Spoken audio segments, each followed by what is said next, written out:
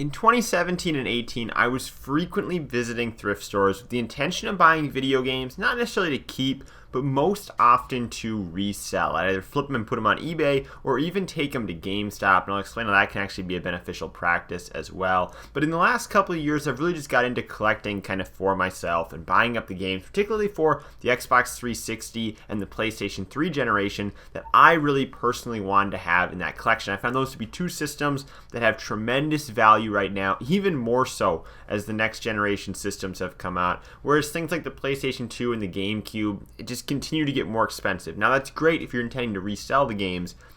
If you're trying to get them to play, that's not necessarily the best systems to go after. So right now I've been really into just getting games for the PS3 and the Xbox 360. Personally wanted to play it because I think what's a game collection if it's going to be games that you're not even going to play? But ultimately I think it can be kind of an exciting side hobby to try and flip games to get money to pay for other games. And in that regard, it's something that I may go back to doing after having recently seen a series from Retro Rick here on YouTube. He's got a playlist. I think he's up to like almost 50 or so episodes he's done of his $10 game collection challenge. He started with $10 and he's kind of been flipping and building equity in a game fund that he's using to buy the games he really wants. So ultimately he's kind of doing a mix of both. He's picking up the games he wants, he's using other games to kind of flip for, fodder to get the money for them. So I'm going to cover some of the things that I did in order to kind of build up a collection, both of games that I like and even back when I was kind of flipping them. So the first thing I would do is I would go into any of the thrift stores. Obviously, that's where you're going to get the best price, garage sales, things like that. What I like to look for was standardized pricing. So typically, I would have, out of the two thrift stores in my town, one would use standardized pricing. So every game would be the same price, which was $3. Today, it's gone up. It's now $4 for every game. So regardless of how rare, how collectible the game was, it would be $4. You could get a game that, should be $25, was $4. You should get a game that was, should be $1, it'd be $4.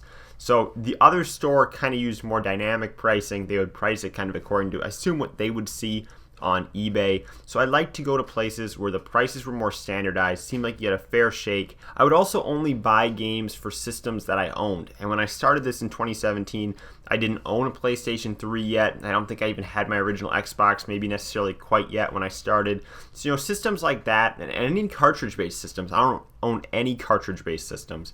I couldn't buy games for those with the intention of reselling and think, honestly, I can't put this on the internet, sell it to somebody, ship it to them, and then have them try it out and find out that the game doesn't work. That would just be terrible. So I always tested my games before I'd put them up for sale. And additionally, just to add to the value of that, in addition to the fact that I was testing them, I think provides a great value for the seller and keeps me out of trouble, as far as it getting sent back to me, was I would try and make sure the games were complete or at least had the cover art. Now, when a game is listed on eBay as complete, it's to say that it has the cover art, it has the manual, it has the case, obviously the disc is in there, and if there's like a warranty card or something like that that may have been included with it, people usually don't care. I usually still call it complete if it's just got a manual, cover art, the original case, not some, third-party cheap GameStop case, as well as obviously the disc, like I said.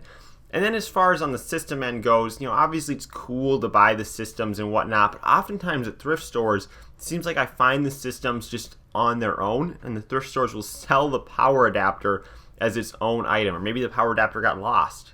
Well, this, along with to an extent, the video cable, if it doesn't use an HDMI, if it's an older system, those things have value, and the power adapters really, particularly, have substantial value. You talk about an Xbox 360, maybe you can pick up the system, an older fat model for like $30, but the power adapter is like 15 or 20. So the power adapter can be, getting up there close to the cost of some of these consoles on their own without the power adapter.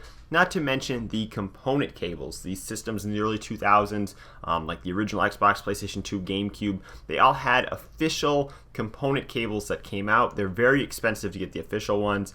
You will find them at thrift stores. You have to make sure that they're the official ones if you really want them to have any value. You can buy knockoff ones for $6, $7 new. But people want those official component cables. A component cable is the one with the 5 colored prongs versus the 3 that come with, just the standard. As far as accessories go, though, I've also had really good luck with controllers, particularly the Xbox 360. The PlayStation 3 is a lot more hit and miss, and I'll talk about why. But on the Xbox 360, if the controller is in good shape, it seems like it's going to be in working order. It doesn't look super grody or disgusting in the store. I'll take it home, I'll try it out, and ultimately you can oftentimes sell it even to GameStop for more than you oftentimes pay for it at a thrift store. GameStop still takes those old controllers and games.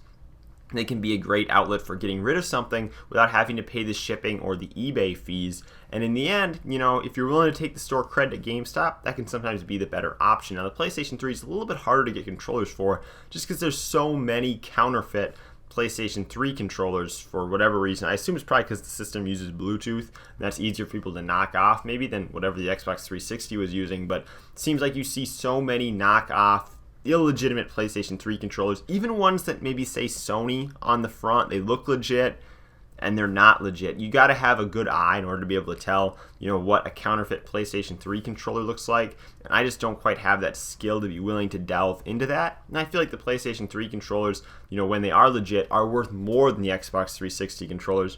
But if you get a dud, you get a fake, it's not worth more than $10 really, and oftentimes not worth your time because it doesn't really work very well anyways. Now, if you watch enough videos of people going into thrift stores and flipping games like Retro Rick, you probably get the idea that, this is crazy. These people know exactly how much these things are worth, or at least in a ballpark fashion, for any given thing on the shelf at a thrift store. And that's just crazy.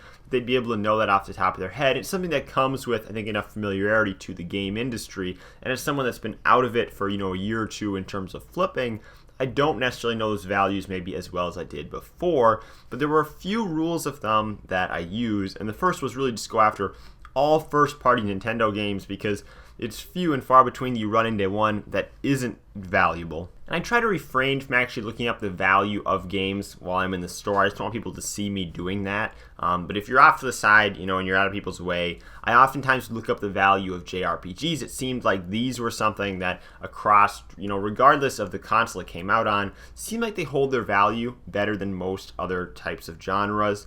And late games in a console's lifespan. If you see something and it's like, wow, this is a GameCube game that came out in 2006 or a PlayStation 2 game that came out in 2010. Stuff like that, I would oftentimes be like, or different multi-platform games even, like I would see a game that I'm like, wow, that came out on the Xbox 360. I thought that was an Xbox One game. Stuff like that oftentimes seems to hold a value because there maybe weren't many copies of it made. Lastly, I really familiarized myself with the Xbox backwards compatible titles, the original Xbox games that could play on the Xbox One, to a lesser extent the ones that could play on the Xbox 360, because these original Xbox games seem like they hold a substantial jump in value over, just a game that is only playable on the original Xbox. These games have kind of transcended generations, something like Psychonauts or SSX3, where you can find them cheap because people think it's an old game, but in reality it can be played on new hardware and it looks better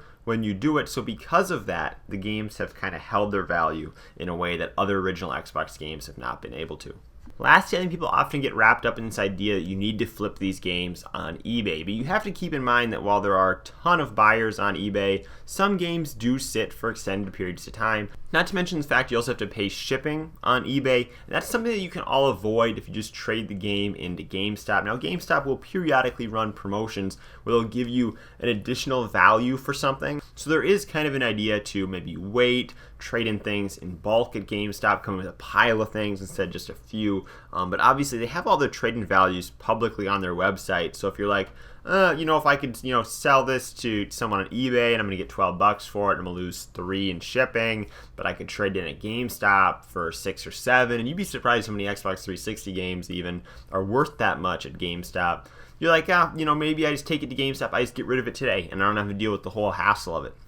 Sometimes that's a better strategy, particularly if you're actually planning to pick something up at GameStop, because when you use trade-in credit to make a purchase at GameStop, you don't actually pay tax on the portion you're using the trade-in credit on.